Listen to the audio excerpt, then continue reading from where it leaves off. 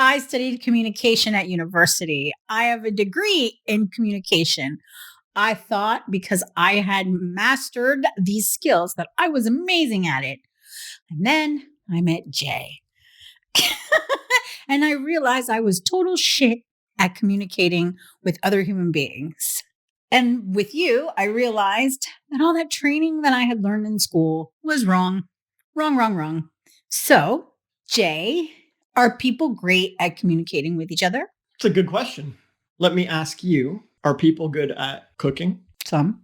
Are people good at swimming? Some. Are people good at time management?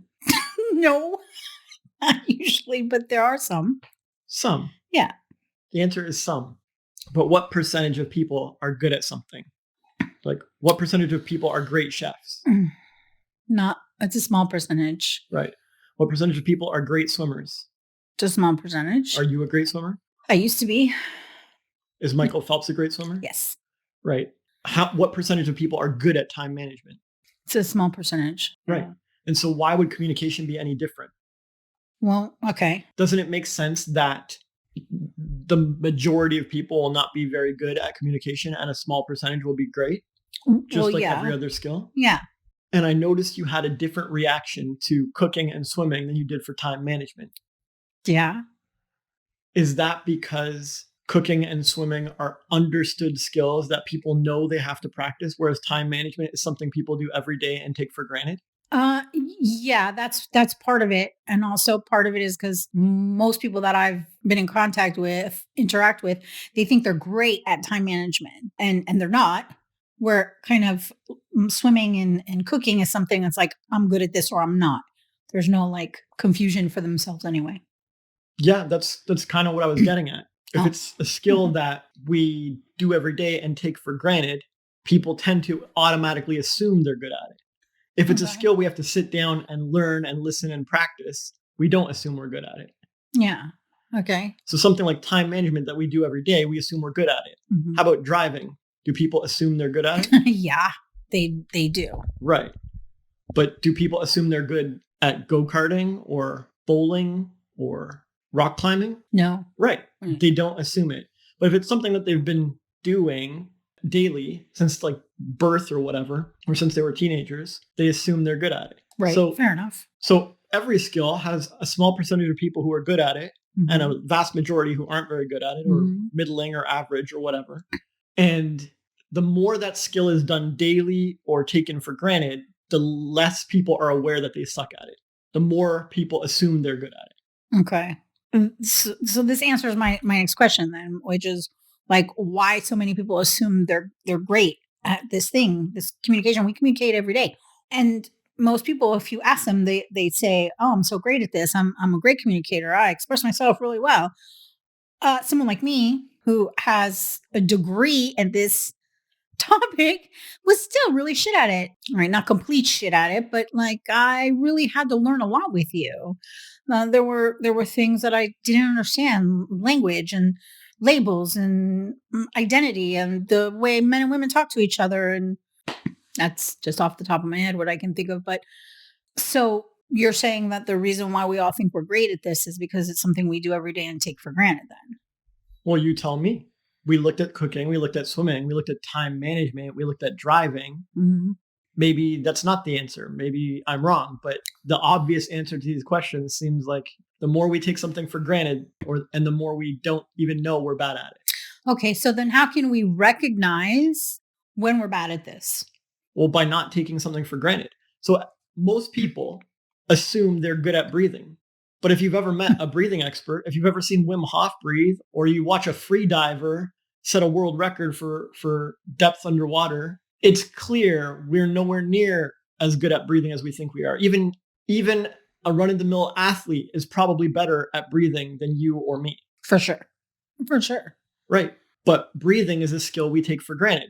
And so we don't practice it. And so by taking it for granted, we cut off all possibility of improvement. Right. And if you want to recognize your own skill level, you can't take something for granted. You have to sit down, really take a hard look at it, pay attention, and assess yourself on it and compare yourself to other people in that skill. If we don't expose ourselves to other people who are good at that skill, we'll never know how good or bad we are. If I stay in my own little bubble and I think I'm the world's best breather and I never meet a free diver and I never see Wim Hof and I never see the meditators and these breathing experts, then I just always cluelessly think I'm great. I have nothing to compare myself to. It's only when I dig deep into that subject and start researching the experts and start seeing who's actually good that I'm like, oh, I have a long way to go here. I got some practice to do. Well, this makes sense. Like when I spent a lot of time taking in a lot of personal development content, I realized that maybe my expression wasn't the greatest. I didn't know how to improve it. I didn't even know where to start. I was so worried about other things, my relationship at the time and where I was going, my purpose of life and all that stuff back then. So I really didn't understand. Now looking back, I can see where really like looking at this and focusing on watching these people who are on camera every day. And I'm not great at this. Neither of us are that great at it. Point is paying attention to these people who I feel are good at communication, kind of shine a light on it, especially with you. So you are an amazing communicator. You, the way you express your views, your perspective on everything pretty much is unique and impressive, actually. And so, yeah, sometimes you say like and a lot, and you might stutter over your words because you're thinking, but your actual communication itself, it's pristine. Like you wrote that article about communication. I mean, it's a huge article. I'll link it in the description so other people can read it if they choose to. But it was a master class told in story form of how to communicate better. So I feel like I may have gone off topic a little bit. I'm sorry. Well, that's good. It's part of communication. Yes. Part of communication is being able to stay on topic, or if you do go off topic, to understand that and respect the original topic and go on your tangent and then come back to it. Yeah. Well, see, that's good that you said that, because that was one of the things I really loved about you when we first met. I mean, even now still.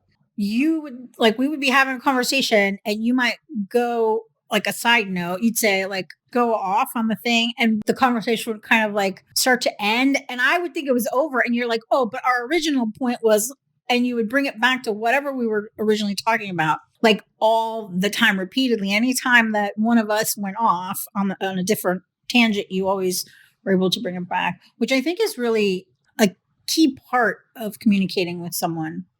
When I was researching podcasts, I researched what do you people hate about podcasts? And one of the top things that people complained about was the speakers going off on a tangent and never coming back to the topic, or someone asks a question and they start answering and then they go off on a tangent and they never bring it back. So like this is perfect for you because you usually 95% of the time bring it back. And even if you don't remember, you'll say, hey, did I answer your question? I went off on a little bit of a tangent. Did I answer it or did we, whatever the topic was, you bring it back. So that's pretty cool. Yeah. For example, we've gone on a long tangent here and you even forgot what the original topic Yes. was.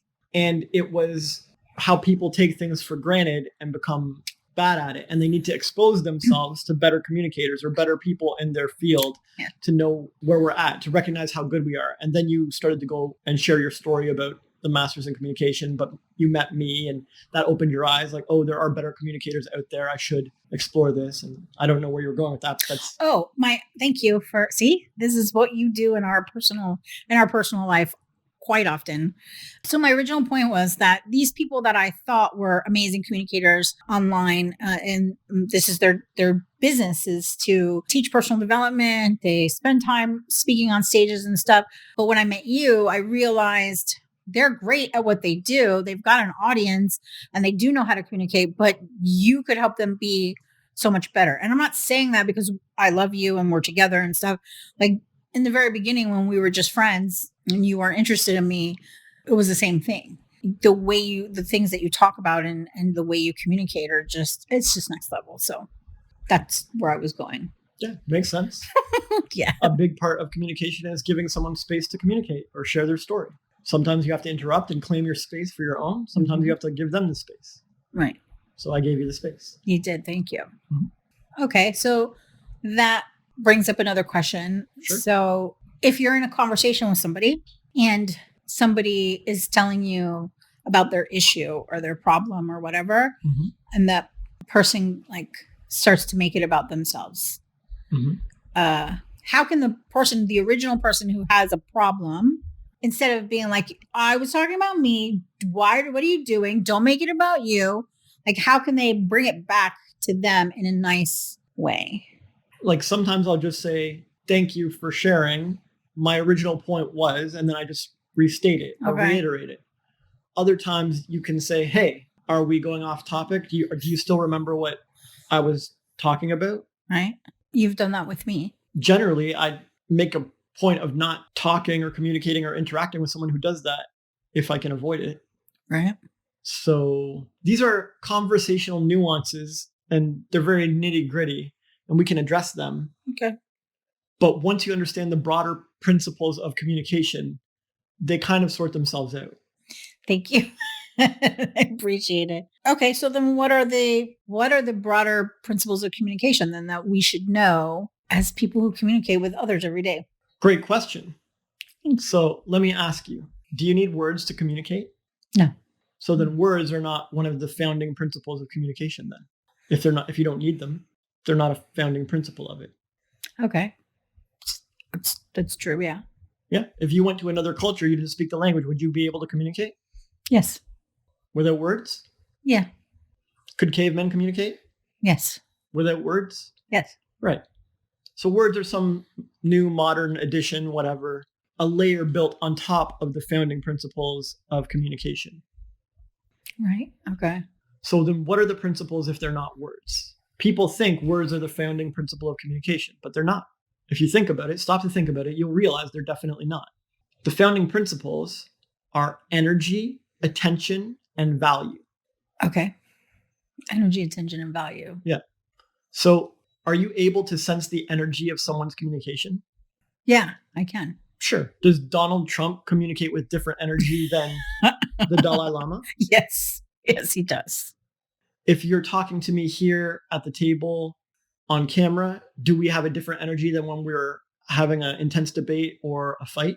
Yes. Can you sense the difference in energy? Yes. Yeah. Okay. If someone says, love you, or someone says, I love you, can you sense the different energy? Yes. Same words, different energy. Yes.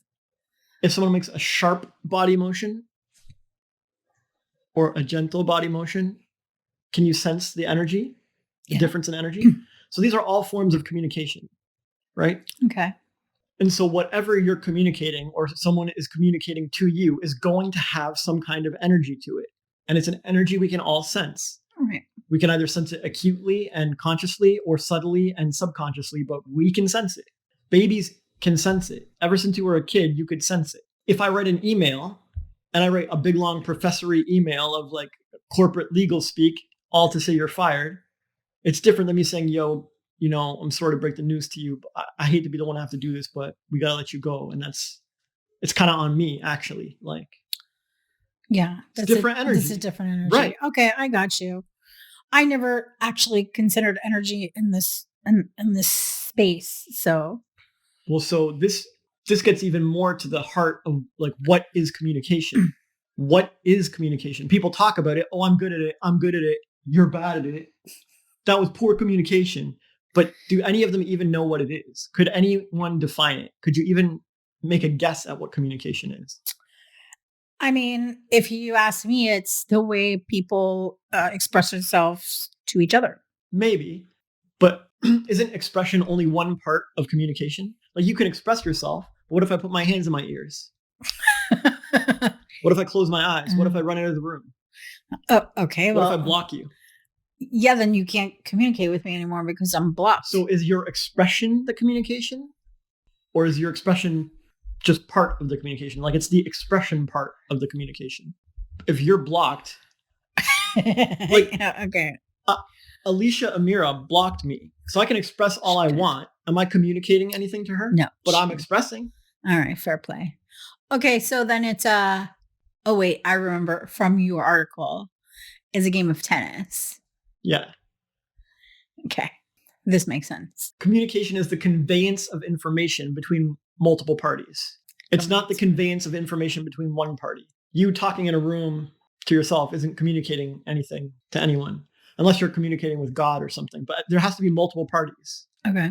Yeah. At least in our definition of communication. You might philosophically argue that you're communicating with yourself or talking out loud to sort out your thoughts. But is that really communication? Because you could think it in your head just the same.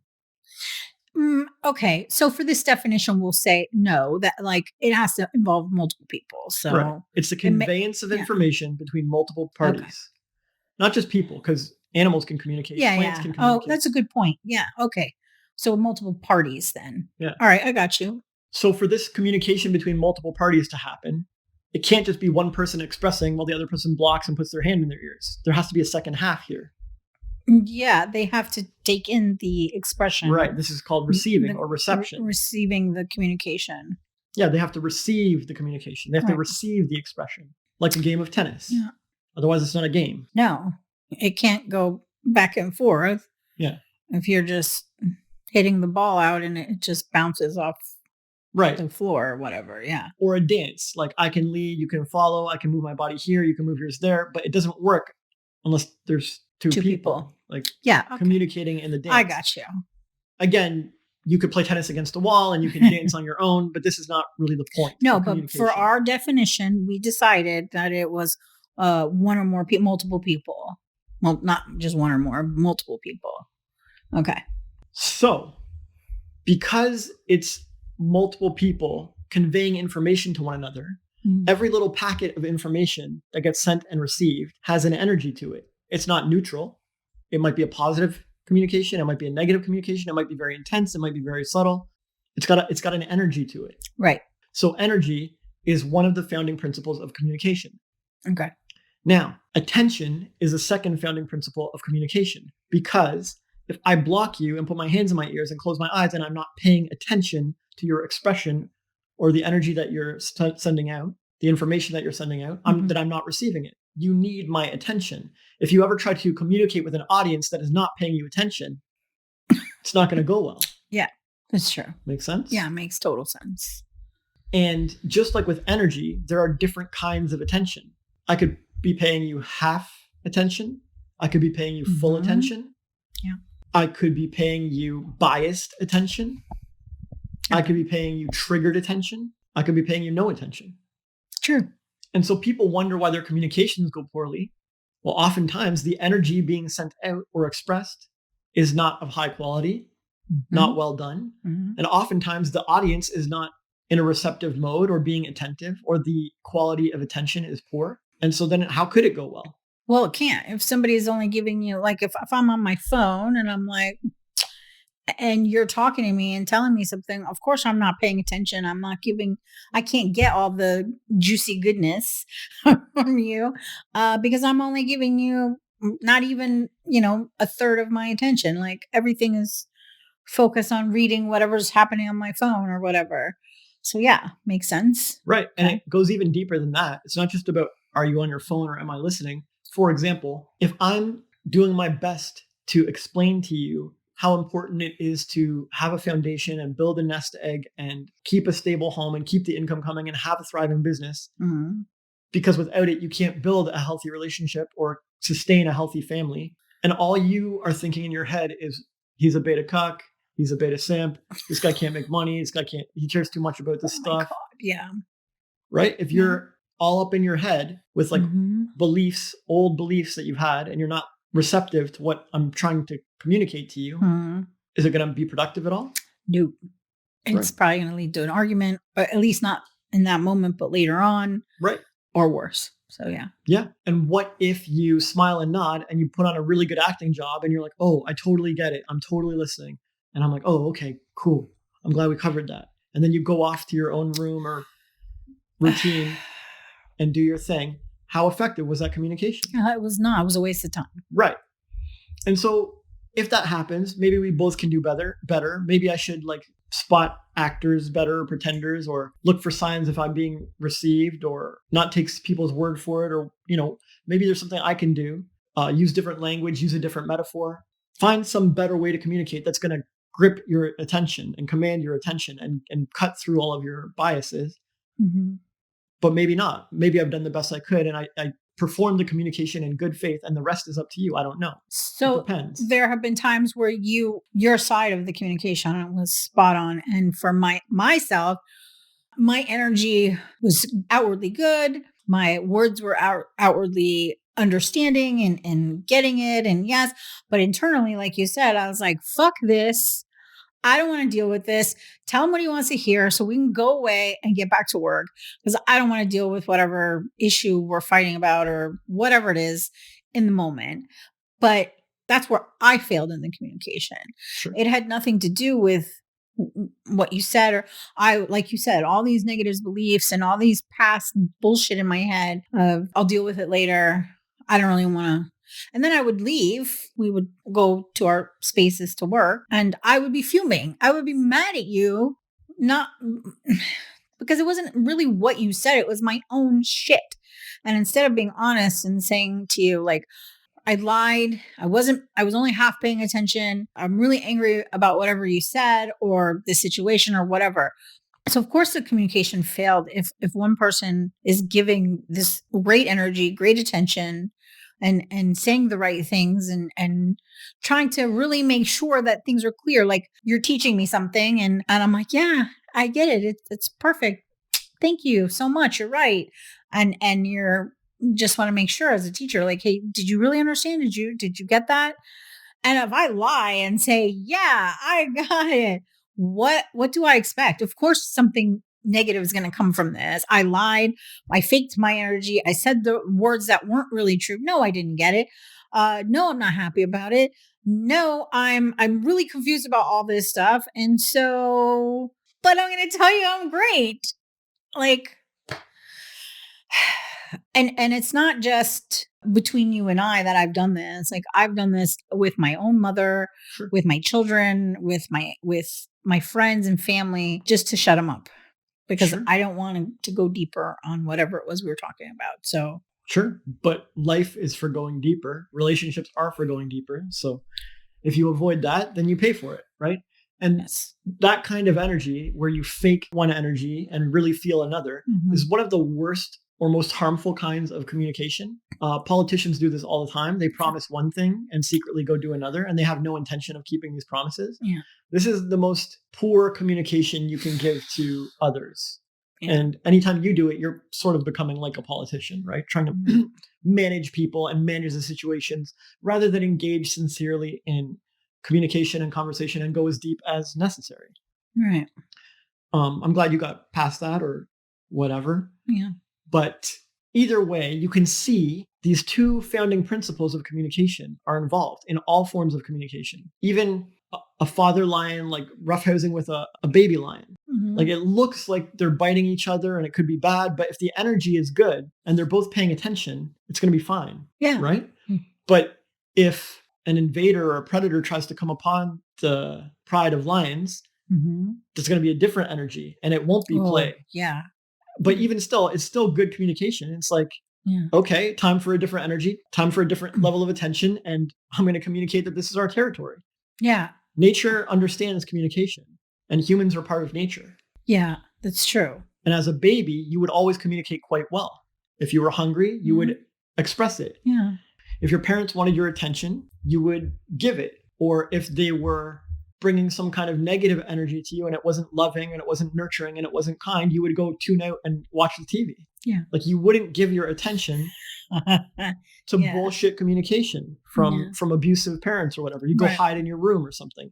It's the kid version of blocking them. Yeah. When I was a kid, when I would talk on the phone to my parents, they would, each one of them, whoever I was talking to, would make me turn the TV off. I didn't know what the hell they said. I wasn't paying attention. So sure, this is more like a teenager. At infant level, you have like a very simple, natural communication. Oh yeah. At teenager level, you have like a more political kind of communication. Like you've learned to try and conduct two conversations at once and so on. Yes. But parents can sense it. We can sense when someone's not paying attention to us on the phone or in conversation most of the time. If we are out of practice with communication and out of practice with sensing the energy and out of practice with attention levels of attention, then we might not be able to. But it doesn't mean it's impossible. It just means you're out of practice. Right. you were once good at this. Yeah. We were all once good at this. Were, yeah. Yeah. Yeah. Yeah, because a little kid knows when the parent is talking in a regular voice, like, go clean up your room versus like, go clean up your room. Like, this is just a very subtle nuance, but they know. And that technically doesn't get worse as you become an adult. Like, you only become more sensitive, more aware, more good at the nuances of communication, right? You're just better at it than you were when you were a kid, unless you're out of practice. Yeah, I've said to you, I can't even think of an example, but there's been times where you'd say, "Are you okay?" And I'm like, "Yeah, I'm fine." And you're like, "Are you though?" Because my energy was different, because I'm focused on something completely different. I'm answering your question, but like I'm talking to somebody, or I'm dealing with a client, or I'm answering a question or whatever. And so even though I'm totally fine, everything is fine, it didn't it didn't sound like you're really fine, but you pick it up immediately. So yeah, we do get better in time. And I think the more time we spend with somebody, then the more we of course get better at that too with that particular person. So sure. I mean, a mother and her child often have energy and attention across distances. Yes. Like, the kid gets hurt at school and the mom is like over the sink and she's like, I have to call the school. Yeah, that's happened to me. This is extremely common. Yes. This is not even rare. Yeah. Almost like 90% of mothers have a moment like this, and Yes. it turns out to be true. Yes. And you want to wave it away as coincidence, but when it's 90% of mothers, this is not coincidence. Yeah. And so there's some kind of information or communication happening without words and without body language and across distance. Mhm. And so this is energy and attention. But we won't go there because it'll trigger some people and they're like, oh, woo woo and whatever.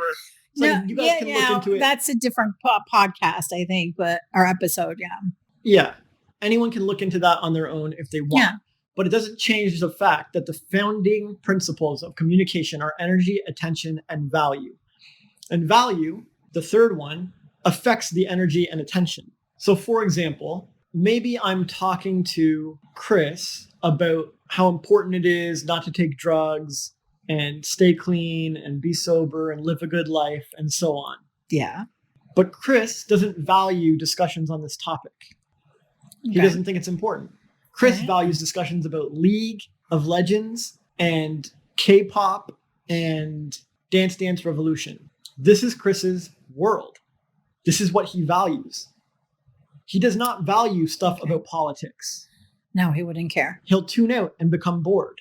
Yes. He does not value conversations about drugs or celibacy or waiting till marriage or whatever. Yeah. He'll tune out and get bored. So I might be expressing with my whole heart this important lesson for this child, but he doesn't pay any attention. Or worse, he pretends to pay attention, making me waste my time and his for the whole conversation, and then he goes about his business back to normal because it wasn't real attention. It was fake attention, and he tricked me, and I let it happen. Yeah.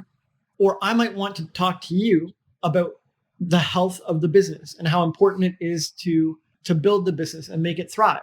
But all you care about is physical touch, relationship intimacy, and keeping a good home.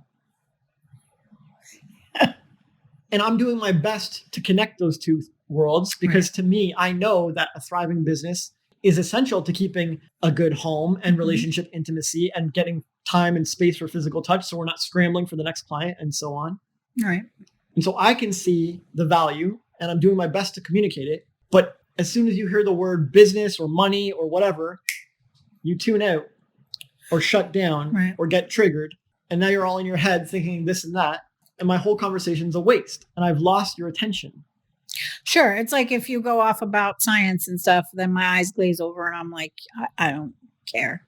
Right. So yeah, I got you. But the science may help you get what you want. Yeah. But if you don't see it, so value has to be perceived. It has to be seen. It has to be recognized. So it's not the value that we place in it. It's the value of the person receiving the information from us in our communication. It's the value of both. If you're expressing something, presumably you've already seen the value in it. Do you often express things that you think are trash, not valued? No. Even if you're yelling at someone, you think this yelling needs to be done. Yes. You see some kind of value in it. Okay. Even if it's just venting or feeling better or whatever. A lot of people communicate and the only value they need is, well, this made me feel better. So I don't care if it hurts everyone. Yeah. But still, Okay. you see the value. So this makes sense. So generally, if someone's expressing something or trying to convey something in communication, they already see the value in it. Okay. Yeah, because we don't talk about things that are not valuable to us, let alone other people. Okay, makes sense. Do you talk about monks in Tibet? No. Right. You're going to randomly bring that up? No, because it's not valuable to you. But do you talk about who's taking out the trash? Yeah. Yeah. Because it's valuable to you. Yeah. It matters. The trick is, like, does your receiver perceive the value? Does your receiver see the value? Does your audience see the value? Right? Okay. And the level of value that your audience recognizes affects how much attention and energy they're contributing to the conversation. Okay. This makes a lot of sense. So then if I talk about something, stamps. I love to make stuff with stamps. So if I do a podcast episode about stamps, but our audience is here for, fresh views on taboos, they're not going to give a crap. And even though it's valuable to me, it's not to them, and they're not going to listen, and they're going to turn it off. Yeah, but there's nuances. If you were able to make the episode about stamps relevant to people with fresh views on taboos, then you could command their attention and they would give their energy to communication. Okay. So maybe you made some stamps about the left and the right and center, and you use those stamps to explain the political landscape in a new, enlightening way. And now people are like, whoa, that was a next level episode. I can't believe they tackled political discourse this way. Yeah. It's really refreshing, and they did a great job. Right. Now your communication lands much better. They perceive the value and they give their attention, and the communication works well. Okay. I got you. Yeah. All right. This is good. Thank you. Thank you for clearing it up. But no one teaches this. No, not at all. Not at all. Most people are like yapping, and their communication is basically a giant waste of their time. Yeah. Okay. So as somebody who studied communication, I can genuinely say, at least at the time of my education, this was not something my professors ever discussed or talked about. I don't think the words energy, value, and attention, maybe attention, but value and energy were ever brought up in class. So this is super helpful for me. And so I'm sure for other people who are wanting to communicate better in their lives and maybe in their business. So everyone who's communicating with someone else really kind of needs to be asking themselves, how was my energy in that communication? How was my attention with my audience? How was my audience's attention on me? Right. How was the perceived value in this communication? Whether it's a fight with your partner, or a lesson you're teaching to your students, or a girl you're hitting on, whatever, you need to ask yourself, how was my energy, attention, and value in this communication? And how was theirs? Because it matters. Fair enough. Okay. Super helpful. Thank you. I really appreciate you. All right. So then what about people who want to express and want to communicate with someone, but they don't know what to say?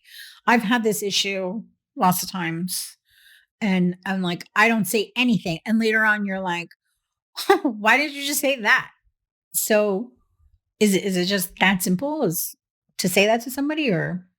Yeah. Well, ask yourself, when you were an infant, did you ever have a moment of, I don't know what to say, or I don't know how to express? 1 month old? No. You couldn't get your needs met? No. 2 months old? Cried. You couldn't get your needs met? No, I just cried. Or laugh. Or reach. Yeah. Fair play. Whatever. You knew what to do. Yeah. Sometimes it was natural. Sometimes it was a tricky thing to explain, like, I hurt my foot or something. And it's like, parents aren't getting it, and you had to do extra things. Yeah. You always communicate in some way. Yeah, but you had a natural flair for communication. I just thought of something. When I was really little, I put raisins in my nose and I couldn't talk yet. And I kept my mother noticed. So she took a flashlight and looked. and she saw that they were in there and she couldn't get them out. And they went and took me to the hospital. But I thought of it because like I wasn't able to say like, I can't breathe and it hurts. Please help me. But I did what I could. So this makes a lot of sense. Okay. Right. And you weren't embarrassed. No. And you weren't judging your expression. No. And you were like, oh, I shouldn't say that, or this could go wrong. No. You're just like, I need to express what I got to express. Yeah. And even as a toddler, right? Toddlers aren't really giant liars. They're not really super political.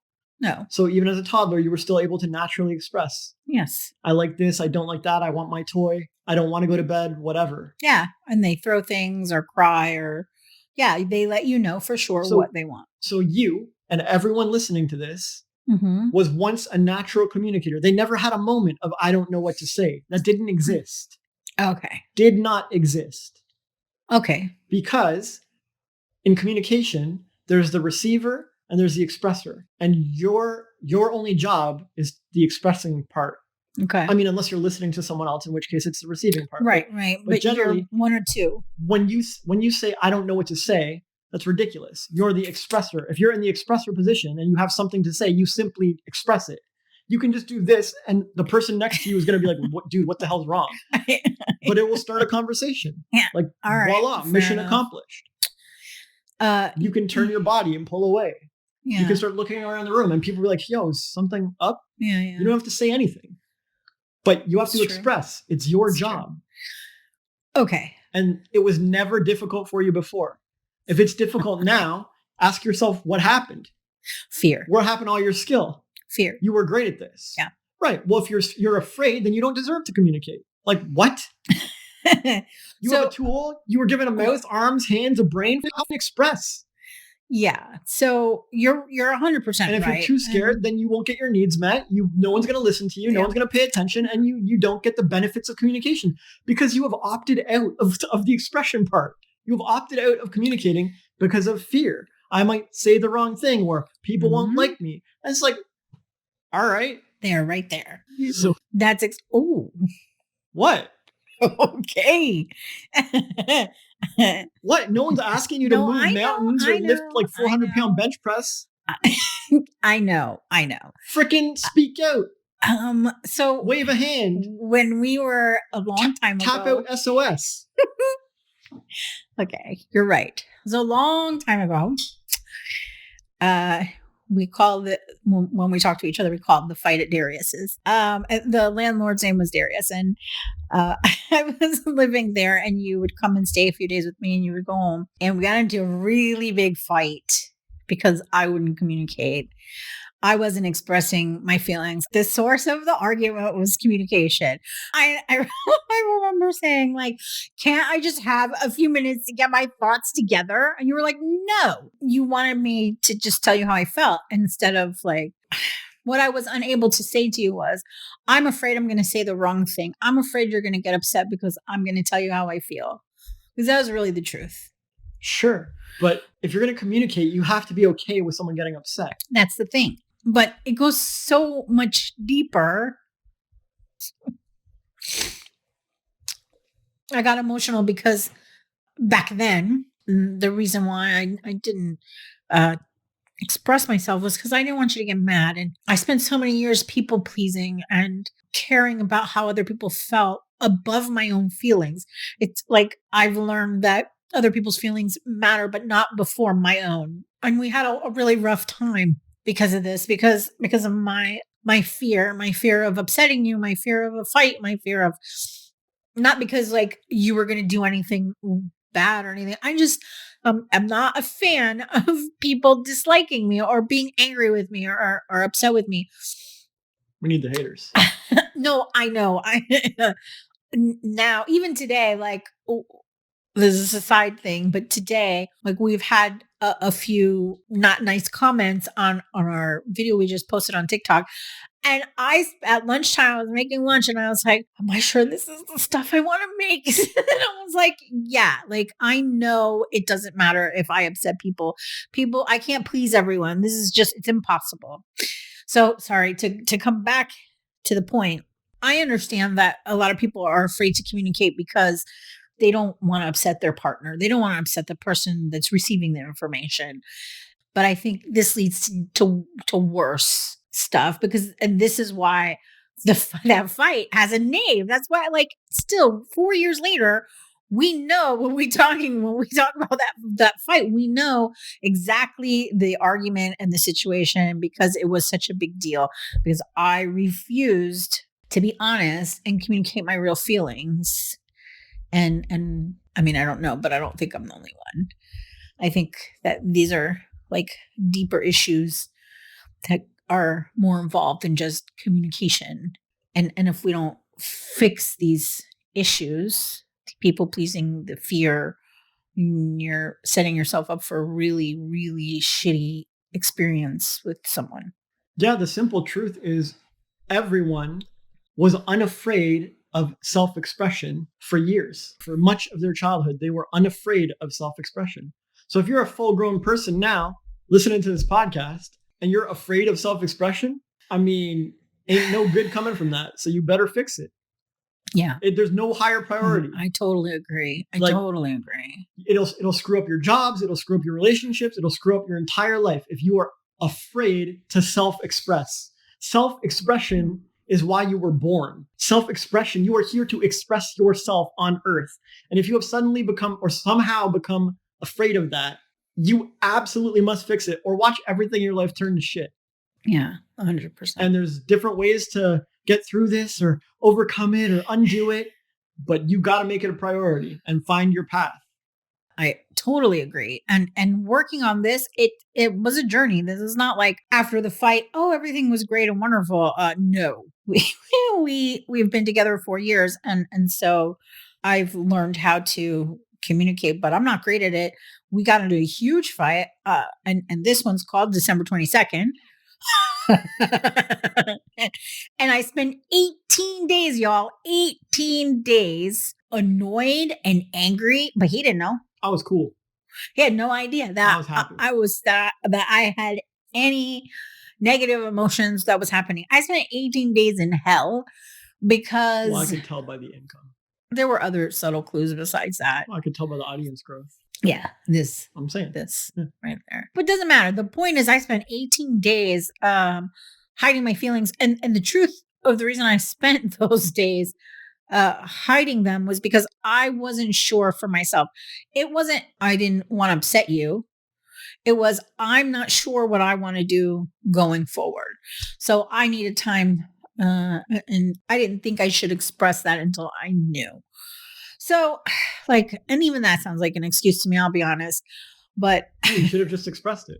I should have. I feel unsure. I should have said, I'm unsure. I'm angry. I need some time, or I'm taking some time to think things over.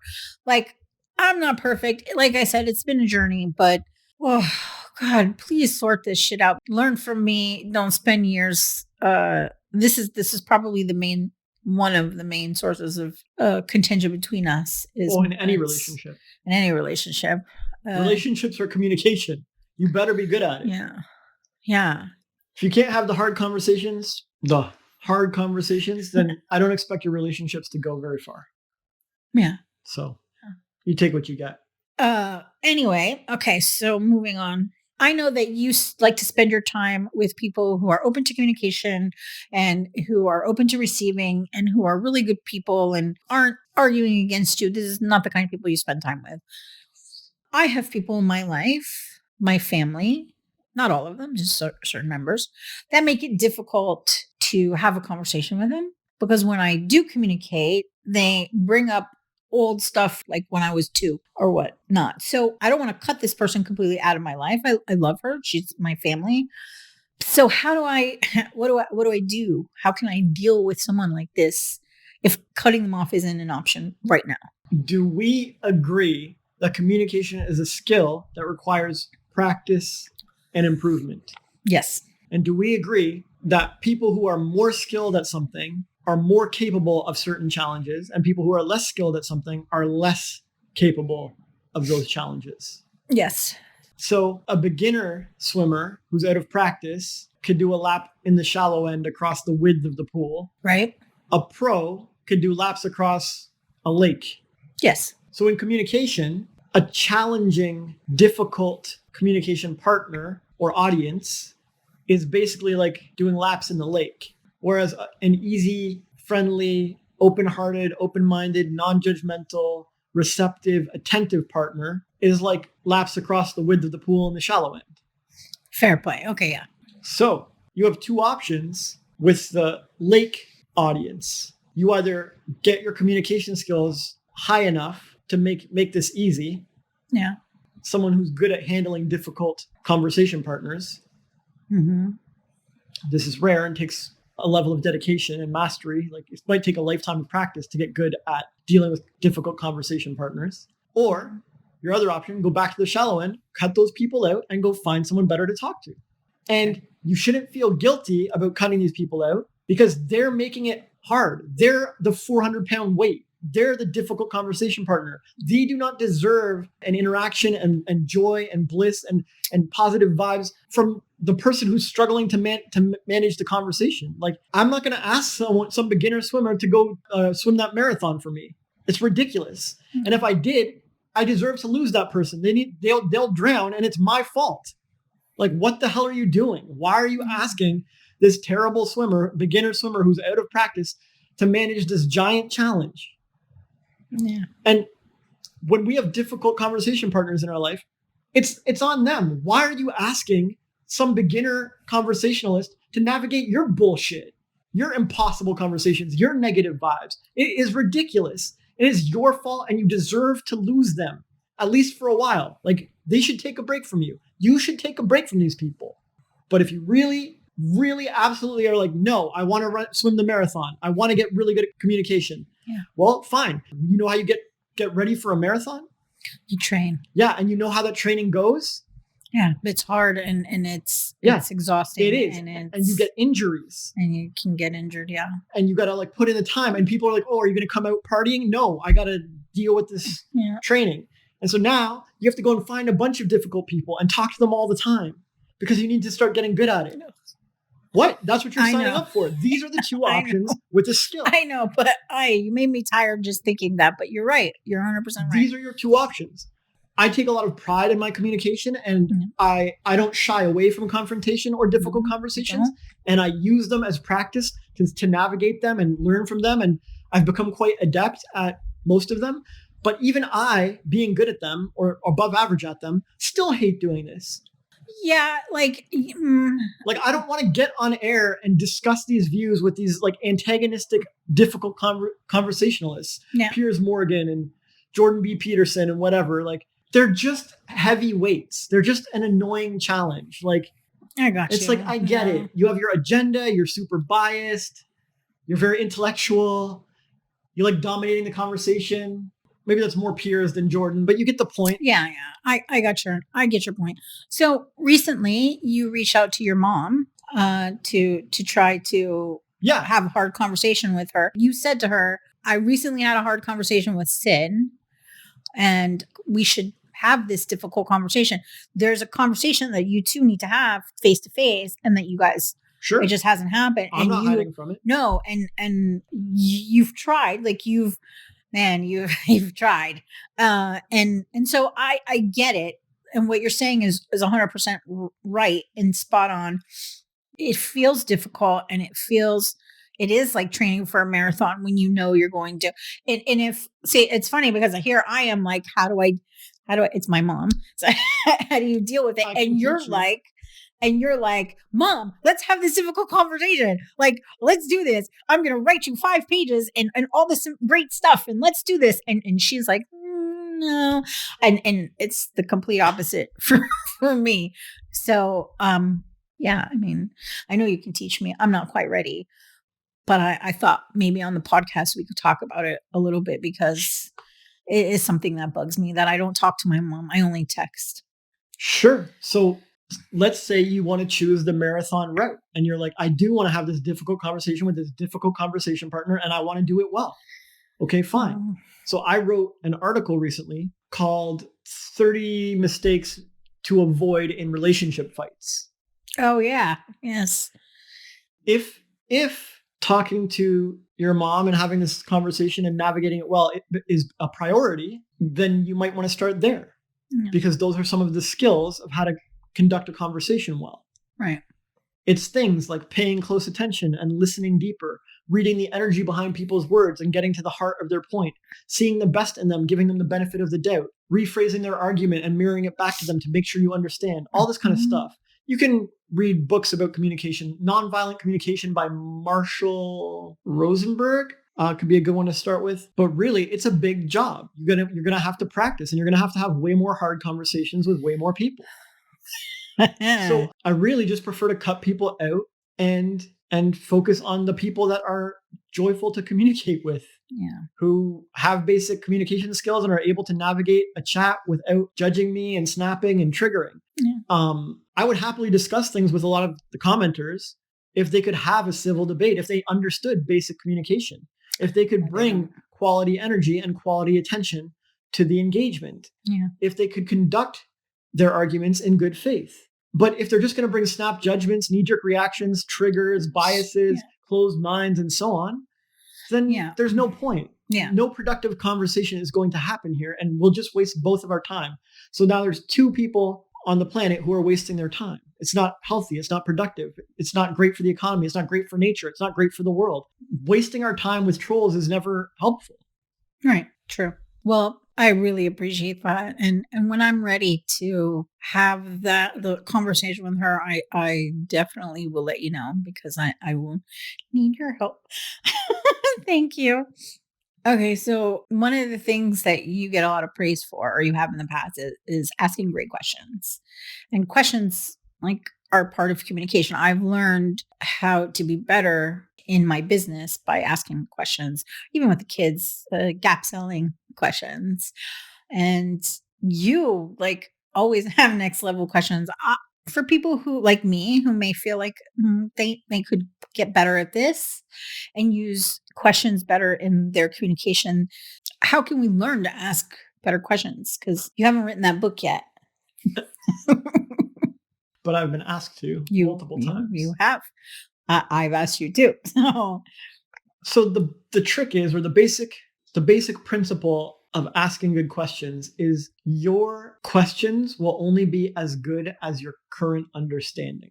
So a scientist who understands the atmosphere might ask questions such as, does the ozone layer play a role in refracting light and creating the hue that we see in the sky? Interesting. I wonder, we should test that hypothesis, or whatever. Okay. Because he has a fairly deep understanding of life in the world and science and particles and how all these things interact, and light refraction and wavelengths and so on. So pretty powerful question coming from a deep understanding. But a kid might ask, why is the sky blue?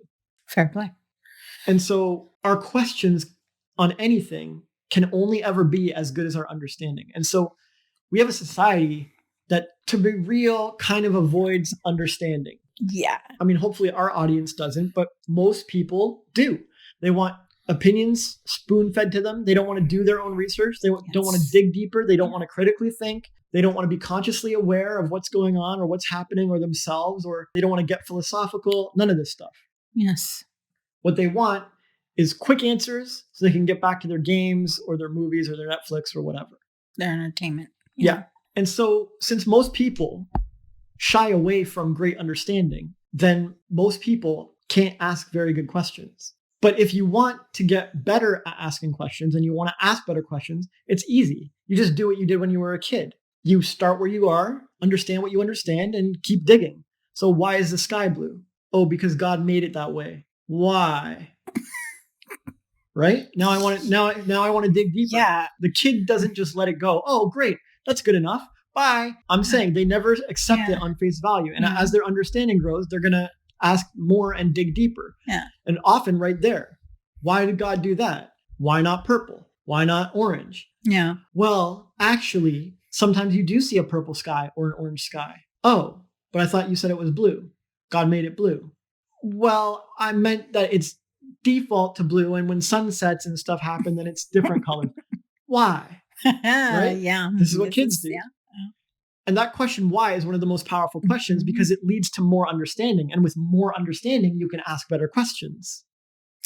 Yeah. And eventually you get to the scientist level where you're like, I wonder if the ozone layer plays a role in the refraction of light and the hue of the sky that we perceive with our retinas. My God. It's just funny because of what I said earlier about science. So, well, but see, this is an example. You tune out on the topic of science, and so you lose out on the information that's being conveyed. There could be something there that could be helpful. That might help you talk to a climate change activist later on in the future. That might get you a big business deal. There is valuable info there, but if you don't see the value or you shut down, your energy goes away, your attention goes away, and like the communication is useless to you. It's fine for some people in the audience who aren't triggered by the subject of science, but like you will not get benefit from that communication. And that could be a good thing or a bad thing or whatever. But for me, I do my best not to tune out on any subject. No, I know. Because if someone else is deciding to communicate something, I'm hoping that there's going to be value in it, unless it's a troll on the internet. And even then, technically, there's still value. I try to always get some value out of whatever they say to me, even if like it's far out there and ridiculous. I will look at it and ask myself, what was the true part of this? But anyway. But did you do it just now when I said that question? No. So there you go, right? So it's an example, but people do this. People tune out when they hear a trigger word. I don't like science, so I'm done. So, I don't like finances, so I don't want to hear it. Yes. But there is value. You shouldn't do that. Pay attention. Open your mind. Chill out. Words can't hurt you. Stop shooting yourself in the foot with communication, right? Someone is doing their best to communicate with you. It might not be your favorite way. It might not be the way you're used to. It might be unfamiliar, but that does not mean it's not valuable. And that does not mean there's not energy there that is worth paying attention to. Fair enough. So with questions, you see that our level of understanding matters a lot to asking good questions. And so if you want to ask a question about your spouse, if you have two women, and they're both in relationships, and they both want to know why their man cheats. Okay. This one assumes she already knows. He's just a dog. I don't know why I ever married him. And her best way of communicating is, how come you cheat? You cheater. I hate you. Okay. And this one thinks, you know what? To ask a good question here, I think I need to understand more before I even raise this topic. So I'm gonna read David Data's book. It's a guy thing. And I'm gonna read about cheating and men and why they behave this way and see if I can understand why this is so common in people. And then when she goes to talk to her man, she can ask much better questions. And she can come with a much better energy. And she can get to the bottom of things. And I bet she'll get a sincere response from her man because she understands men better. And she's not just triggered. She's like, you know what? I read a lot about cheating recently. And I know there's lots of reasons it happens. Some primary ones and some secondary ones. I don't want to make any assumptions. But I did find out, I did catch you. And I really would like to get to the bottom of this. And, you know, I don't know what this is going to mean for a relationship, but I'm willing to have the hard conversation. Like, bam, the understanding leads to way better questions. Okay. And sometimes when you have a shitty understanding, you have to stop and go read a book. You got to go talk to a coach. You got to talk to a therapist. You got to get some various opinions from your friends. You got to start asking around on Reddit. Just get some opinions and don't instantly take one at face value. Oh, that's the answer. Yeah. Really do your research. Like a kid. Why? And then if something doesn't seem right, like, I don't know if that's true. I'm going to go look somewhere else. Yeah, you're really great at this. I'm obsessed with dolls and crafts and building and making things and creating. And my dream is to make a dollhouse from scratch myself. You all didn't of know it. A ball and socket armatures were. I love you so much. You're right. I did not.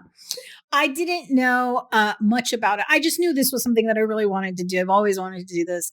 And you went and you like learned all this stuff and asked me, well, what size do you want to work at? And I was like, and you're like, well, 112. And I was like, I don't even know. I'm the one who wants to make this stuff. And you went and learned all this cool stuff and then asked me these questions. And I'm like, I can't answer that because I don't know.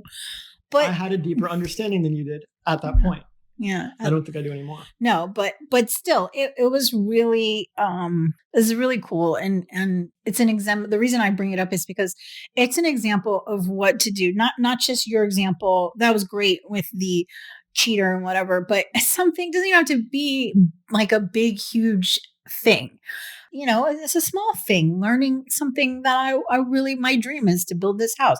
So you went and learned all these really interesting things about doll houses and making dolls, and so yeah, like I think it's this is what you do when you want to communicate with somebody and you want to ask better questions, you want to know more, you understand whatever it is better, and don't be afraid to say, I don't know, can you help me? Yeah, absolutely.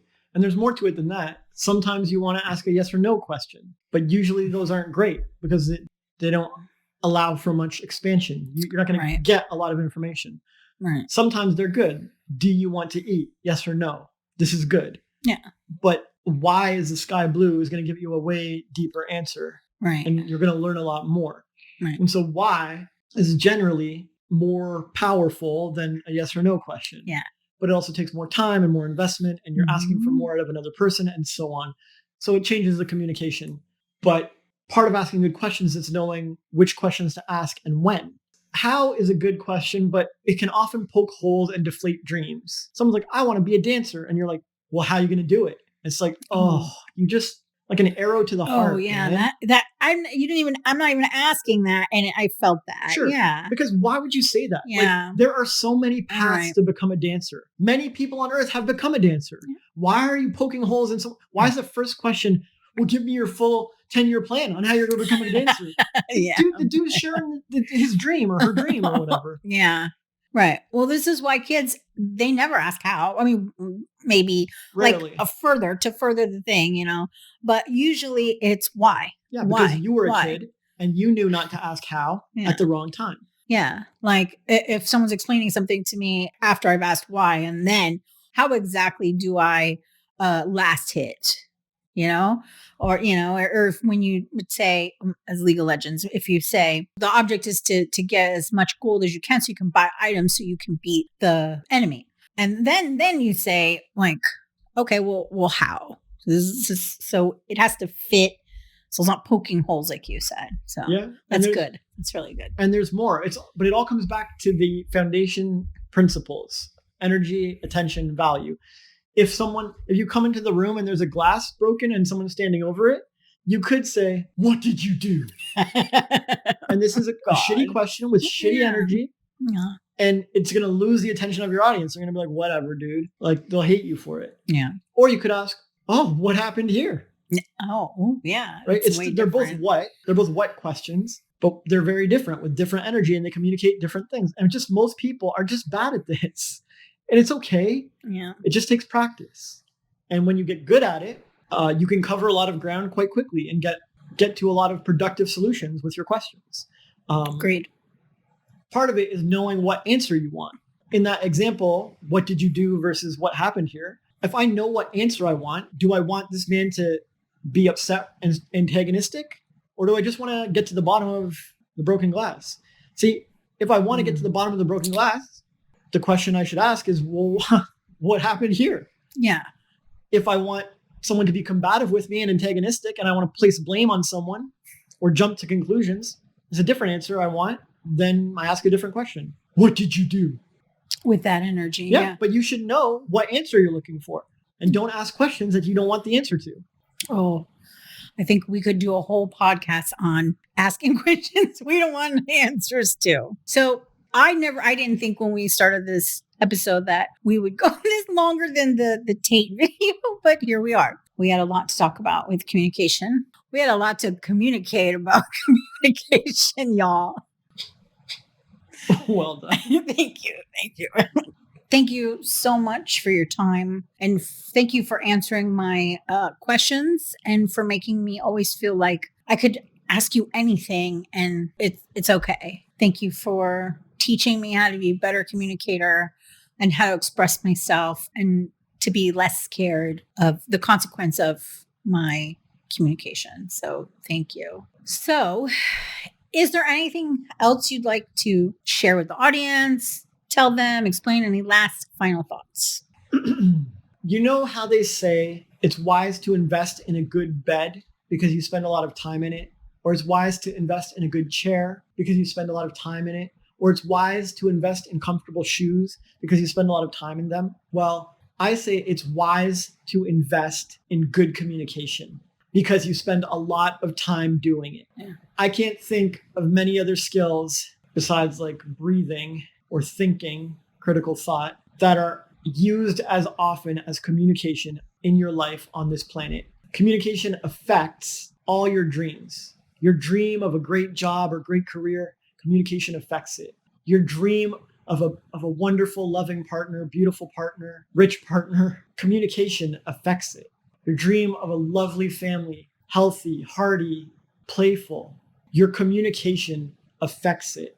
And I want you to have all those things. And if you think you're going to get them without working on your communication skills, I feel like you're going to have a really hard time. But if you put a little practice in, a little attention, a little focus, and you get good at communication, it's going to be smooth sailing. You're going to be able to get everything you want from the world. This is one of the most important skills. You deserve to have an easy time with it, and anyone can do it with a little practice. I believe in you. I can't wait to see what you do with it. And that's why this podcast is called Eyes Wide Open. Keep rising.